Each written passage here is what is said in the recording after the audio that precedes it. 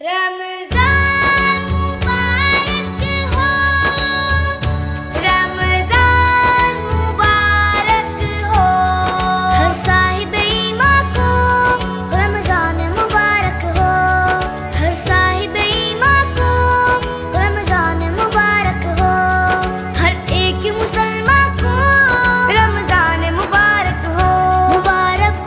मुबारक हो तुम्हें रमज़ान मुबारक हो। सुभान अल्लाह माशाअल्लाह रमज़ान मुबारक हो।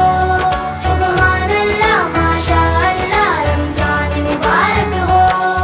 अब रहमतें लुटाने रमज़ान आ गया है, रमज़ान आ गया है।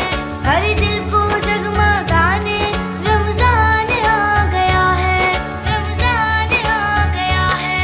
सुभान अल्लाह माशाअल्लाह रमज़ान मुबारक हो। सुभान अल्लाह माशाअल्लाह रमज़ान मुबारक हो। हर साहिब ईमान को रमज़ान मुबारक हो, हर साहिब ईमान को रमज़ान मुबारक हो। हर एक मुसलमान को रमज़ान मुबारक हो। मुबारक हो तुम्हें रमज़ान मुबारक हो। सुभान अल्लाह माशाअल्लाह रमज़ान मुबारक हो।